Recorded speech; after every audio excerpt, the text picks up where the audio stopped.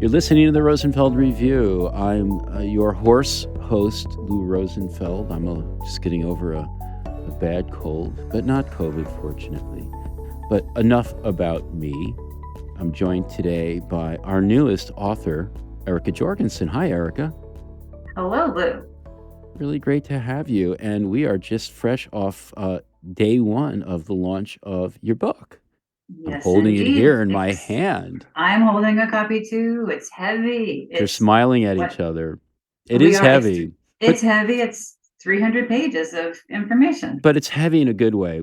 First of all, let's start with the title: Strategic Content Design, Tools and Research Techniques for Better UX, written by someone who, with some Seattle bias, really knows what she's talking about. You are currently a staff content designer at Chewy, of which my cat is a customer, but background in journalism and content design, content marketing, and has worked at Microsoft, Slack, Amazon, Starbucks, Nordstrom. Did I leave out any of the Northwest? Wait a minute. What about Lockheed? Aren't they up there? Or am I getting my airlines? Boeing. No, Boeing. That's right. I have not worked at Boeing nor REI, but like you mentioned, the heavy hitters of the Northwest: Microsoft, Starbucks, Nordstrom, Expedia. I was at Amazon Expedia. and Expedia. I was at Amazon in the startup years and boomeranged. So helped get Amazon off the ground when they were selling only books. I think a lot of people don't realize that that's how they started as an online bookstore. I have a story there, but we'll have to save it for another podcast. Oh, okay. I'm curious. Well, I'll just say I was the lead person designing what would have been Borders bookstore before Amazon launched. Oh, wow. But they decided it wasn't really a good direction to go in, and that we'll leave it at that. Well, I am a fan of Borders. We were so scrappy and bootstrapped at Amazon that if we knew a book was going to be promoted somewhere, like, when later on, if something was on Oprah.com or some big promotional push for a book and we did not yet have a review for it on the Amazon site, we would literally sprint to the Borders books a couple blocks away, scribble some notes on a notebook, read the book, grab it off the shelf, either temporarily buy it and then return it, or take some frantic notes in the aisle of the store and then run back to the office and write up a review very quickly. So we were thankful and in debt to Borders for being a couple blocks away from the Amazon headquarters at the time. Borders. Well, I miss it. I love bookstores. I think we're both book people and word people, and your book is about words and how they can be more impactful in the context of digital designs. And, I think one of the things that I'm really excited about with your book is that you put together a toolkit of user research methods all in one place for people working with words. And so it's not just a book for content designers and UX writers and content strategists and such, content marketers as well. Let's throw them in. But it's a user researcher's toolkit as well. To a certain degree, I get into stakeholder relationships in the book. I think I do not mean this to be a replacement for user researchers. They are our friends. Some of my favorite coworkers of all time have been user researchers. I try to emphasize that if you're going to do content research at your company, you should let your user researchers know, loop them in, don't weigh them down, don't put this work on their shoulders, but let them know that this is something you want to undertake on your own as much as you can. Get their guidance, get their feedback, but collaborate with them. Don't step on their toes, but instead be very respectful of your user research colleagues. Yeah. So in a sense, then, this is a book that brings those tools to people who may not have been doing any kind of research in the past. Right. And there's 100 ways to do it. I think that's the wonderful part of it. And the overwhelming part is, how do you do it? And you can use fancy online tools like user testing, user Zoom, or Dscout. User testing and user Zoom are merging, by the way. Right. Or you can get scrappy and tap the shoulders of your customer experience or customer service teammates and ask them, what data do they have lying around that isn't being put to good use, whether it's voice of customer, chatbot transcripts. There's data all over the place in your company that's just screaming for your content team to dig into it. and find insights that can help improve the user I'm experience. rubbing my hands together with the question, how about search logs? Of course, at Amazon, that was one of the first early sources of super juicy customer insights is what are people looking for on your site? I think a lot of companies don't do a great job of maintaining search functionality on their website because Hmm. it's one of those things that often gets pushed aside, but that can be a gold mine of information, how people are spelling things or misspelling things. What are they looking for? What are related products, related features? There's all sorts of juicy information to be found there for sure. Well, there's a Rosenfeld media book on that, but let's not go there. Um, Well, yeah, but I think I think the interesting part, the complicated part of content research can be that it will open up many cans of worms well, let's talk that, about a can of worms. I mean, let's talk about the cans of yeah. worms So that are yeah, challenging. I'm a content person. I've been at this for a while. Maybe I came out of Mhm. some, non-digital or non-UXy space, non-product space. Maybe I was a journalist.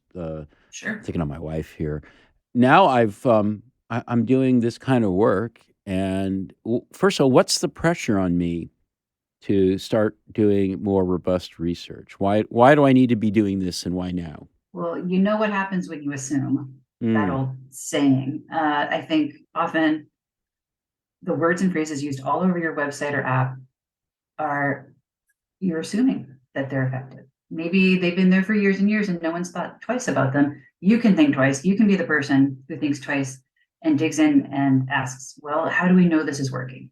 What data do we have? What proof do we have that these are the right words and phrases? I think A/B experiments are great ways to dig in and find out, oh, version A and version B might be more engaging and therefore driving more revenue, engagement, click through, all that. And I'm thinking of e-commerce as Hmm. a typical use case.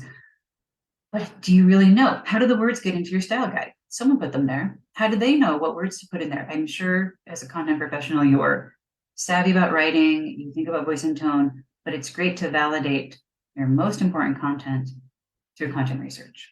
And I have an example of that I can share Let's do it. from, yeah, someone in my book, very kind content designer named Tracy Vantigam, who works for a company called Zipline. It's a drone company. She saw me present at Button a couple years ago and was inspired to dig into one of the words that was all over her website.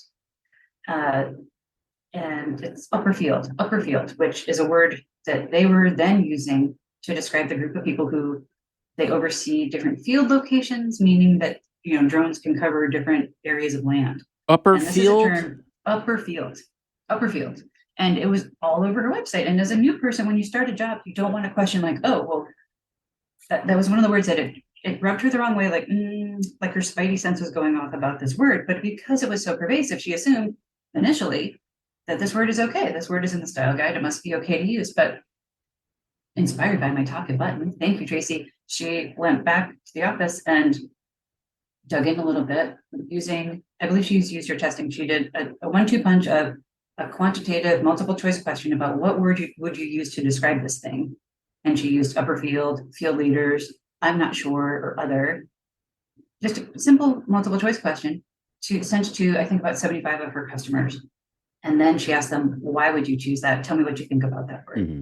And what she found was not only were people really confused about that word to the point where they were less likely to buy this related feature for their website, but a lot of people thought, not a lot, but enough people thought it was actually a UX directional, like upper field of your screen or upper field, like upper corner of if you're looking at your cell phone, like they were so confused by the word, they thought it meant something completely different. And then a lot of people thought it was also classist, like upper sounded superior, a little Mm. condescending, and even, like the classist element of it, people expressed deep discomfort with this term. So she dug in and realized that this is wrong. So she did the what question, she did a follow-up with the why question, which is to me the magic formula. And she got a little pie chart of how many people were really not cool with that term. They replaced it with field leaders, which was more sensitive, more more inclusive. Hmm. And she could see immediately, once that was replaced, she could see in user tests and on the website and on the app that engagement was stronger because they changed this pervasive word that had been on the website for years and years with something more clear. And they changed it in the training materials, the help documentation, marketing, all over the place. It takes work to do that kind of wholesale change. So you have to prepare when you're doing content testing and content research to engage all of your company if you discover insights that indicate that you need to change things comprehensively across all of your customer-facing content and internal content too. Wow. So she trusted her instinct. The Spidey sense. the test wasn't that hard, it sounds like. Nope, it just took a few minutes. And that's, I think, the beauty of content research is you can get insights in minutes. I think user testing, user Zoom, if you are able to get your company to invest in a platform like that, fantastic. If you can't, get yourself a trial and try it out and see what you find. It can be very eye-opening. And I think the fun part that I didn't mention about Tracy's research was she shared the results of the test with her company on Slack, and then eye-popping emojis started getting, like, people's reaction was the brain exploding eye-popping emoji because people couldn't believe it. But there it is, plain as day, in the qualitative feedback, people saying, this is, I think, is offensive. And I didn't know how to tell you, like, people aren't going to email your company and say, that word you have all over your app is offensive to me. They're not going to do that. You need to do this digging and understand what your customers are thinking. They won't let the company know, but they'll blast the company about it on Twitter, probably. They might, or they might just keep it to themselves or go to the competition. And not make a purchase. They might just see, it's one of those things, it just kind of digs at you a little bit. But if you see it repeatedly, day after day or week after week, it's going to bug you. And these are the things that can lead to customer attrition, that you might lose lose your customers. They might go to the competition. If you have a lot of, this is just one word, there might be more of these examples across your website and app and content. So let's compare what she did with what would have happened if she, again, trusted her spidey sense, but didn't have access to these tools and methods. Yeah.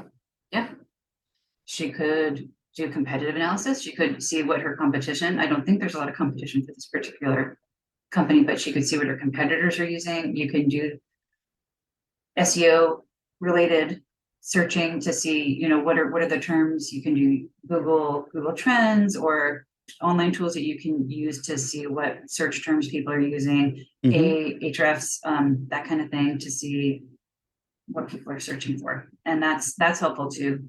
But I think what happens actually in many cases is no tools get used. The content person says, hey, should we be using this word? And what happens? Yeah. Nothing, right? Nothing.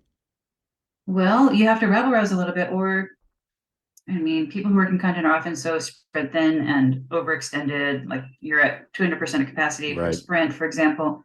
It's hard to make time to do this kind of investigative work, but to me, it's a more valuable use of your time than, say, this is my pet peeve, this is my high horse here, office hours. If you could avoid office hours and replace that time 2 or 3 hours a week that you're spending in office hours and devote that to content research, my hunch is your company will be better off.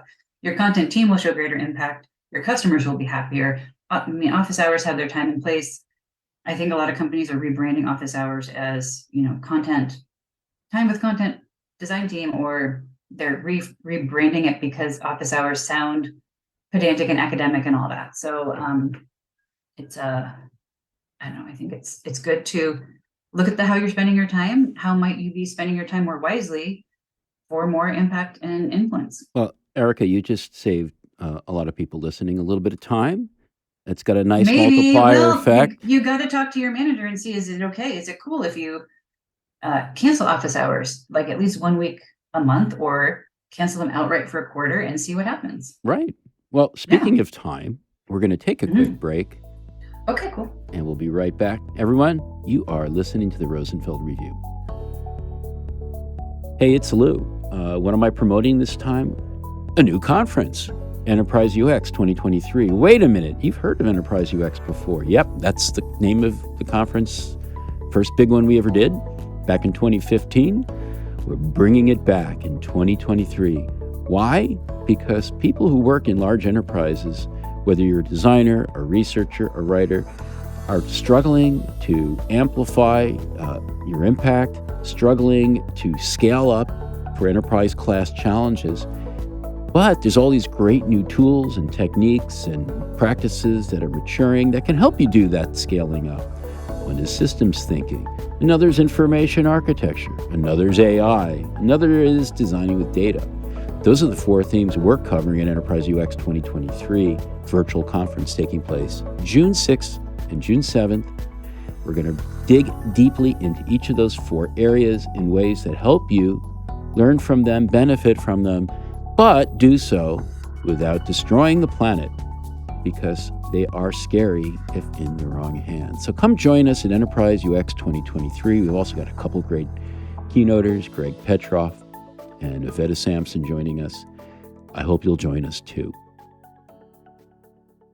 Welcome back to the Rosenfeld Review. I'm here with Erica Jorgensen, fresh off releasing her new book, Strategic Content Design, Tools and Research Techniques for Better UX.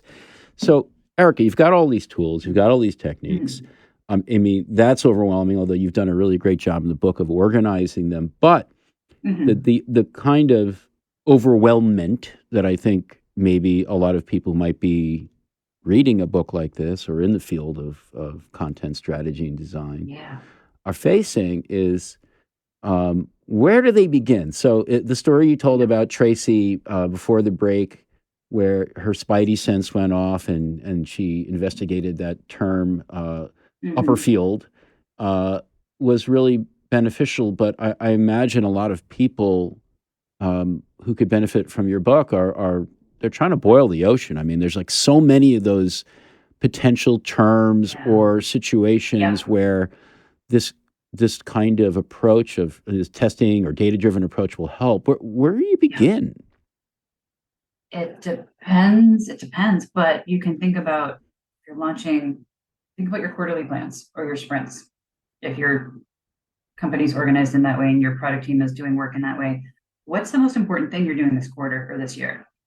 That project has content, right? What about that content might be unclear or might be worth digging into? New initiatives, important launches, the focus for your company now is a great place to start.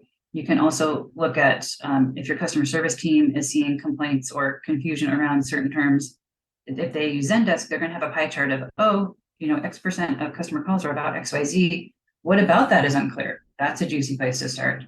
I think anything related to your brand, if you have key products or features that you want your customers to buy or they are using, dig into those and see what words are spiking your spidey sense. There's probably going to be hundreds of them, and you need to make a backlog and dig in, pace yourself. I think, like Tracy saw when she ran that test, a whole bunch of people at her company were like, let's do more of this. The good part about content research is it creates a bunch of energy. You'll have this wellspring of attention, and that's great, but you also need to, I think of the Heisman Trophy of the football player holding the football and sticking his arm out and like pushing people away. You also have to draw boundaries and say, okay, I can't, this could be my full-time job. It isn't. Is 10% of your time going to be content testing? Build it into your sprint cycle so you have a devoted chunk of your time to this so it doesn't turn into 100% of your job. I found when I was at Microsoft on the global demand center team, I was doing a lot of content testing and a lot of people on my team didn't know how to do it. And I was helping them. I had to take an each one, teach one approach and help people learn how to do it. So I wasn't the only one doing it. Right. And that was great. More people learned, more people did it. And then we'd have, monthly meetings where we share the insights, and the general manager was like, this is great. Shared with the corporate vice president, this is fascinating information that is increasing customer engagement, leading to more revenue. All that is great. But protect your time, protect your sanity by biting off what you can chew and making a backlog and pacing yourself. So what's the role of audits in all this as a way to prioritize the work? Audits are so great. Can I name drop Paula Land? Because her book about audits is, I think it's coming out in the next month or two. Paula is the audit expert in content strategy land and also the organizer of Content Strategy Seattle. So I see her every now and then. Audits are a great way to get the lay of the land, or an ecosystem mapping of what content do you have and where. You'll be super surprised at content that you uncover when you do an audit that no one's touched or gets very little attention and love. That's another can I use a can of worms analogy, that, or an image, that there's so much content that companies launch and they don't provide care and feeding for it. You're going to find a lot when you do an audit. What content types are you doing? Videos, high maintenance, high expense content that's expensive to create is what I mean. There's so much content out there that might need refreshing or might be outdated. Again, you have to pace yourself. Content audits are great, but also reveal gaps in your product team's functioning.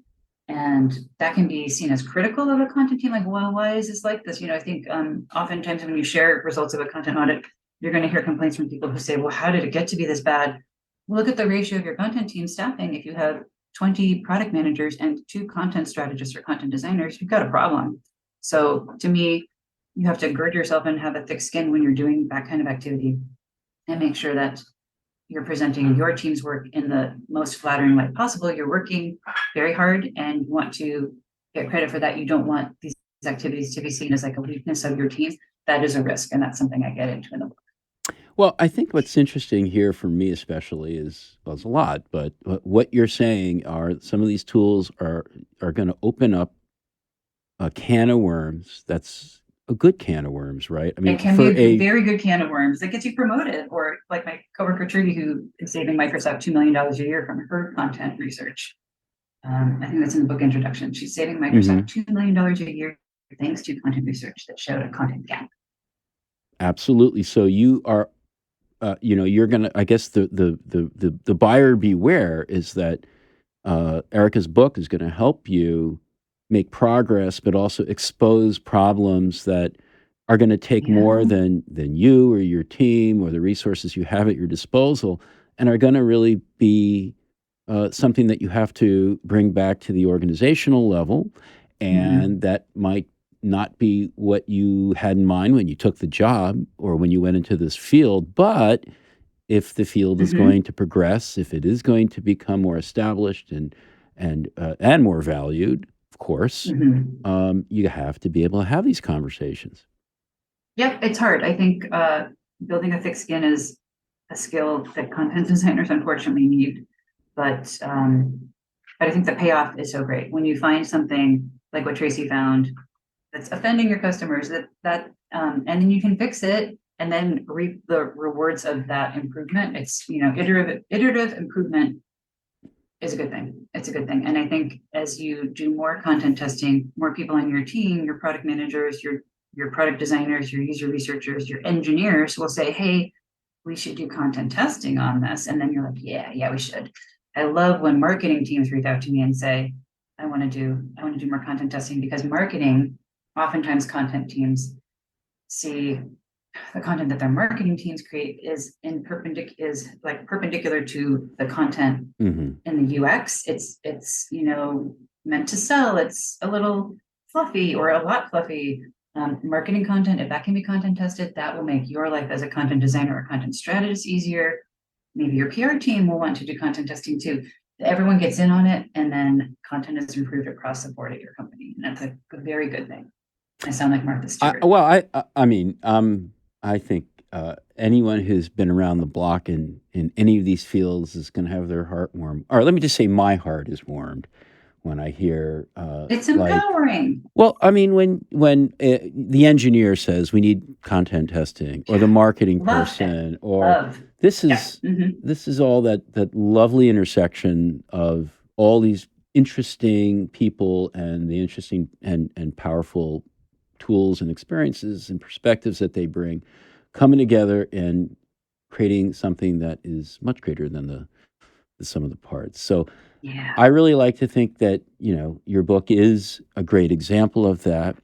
And I really appreciate talking with you about it today. And more importantly, all the effort you put into writing it this last year or two. Thank you. And power to the content designers and content strategists out there.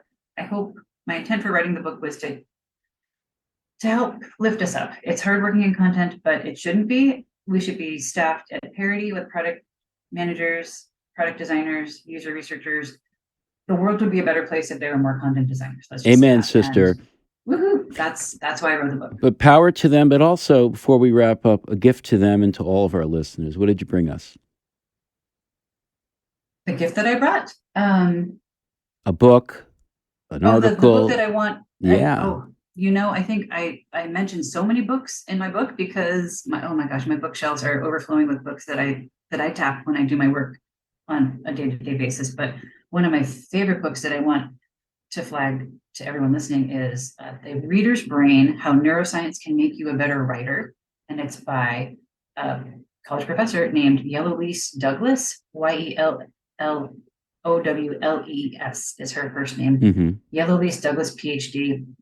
It is an amazing book that gets into syntax and sentence structure and how you can drive clarity in your writing through, it's really a nerdy word book for grammar nerds, but shows how difficult it is to write clearly. It's another way I think that content strategists and content designers can use our superpowers for good. And there's so many parts of your brain that are required to read. And this book gets into the complexity of understanding words in print, words on the screen, its cognitive load, its friction, and when you write clearly, which is so difficult to do. That's a great thing. And the book is short and sweet, chock full of wonderful information. Yellowlees is revising this book. I think an updated version is due out, next year. But it's available on Amazon. The Reader's Brain: How Neuroscience Can Make You a Better Writer. Thumbs up to you. Fantastic. For word nerds, but maybe for more.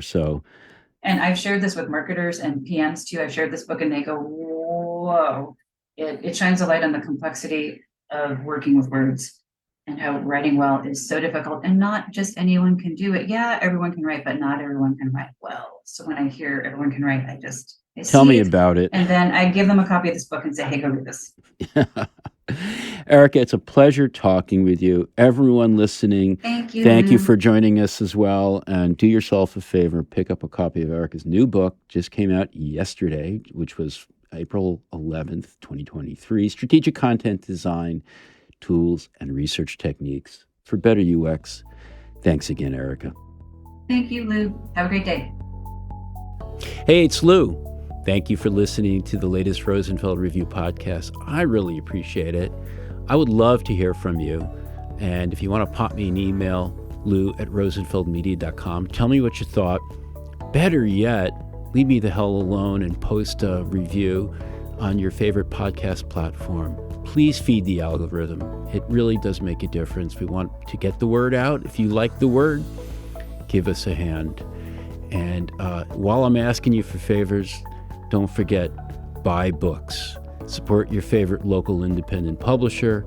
We happen to be one, rosenfeldmedia.com. All those great UX books are there. So, thanks again.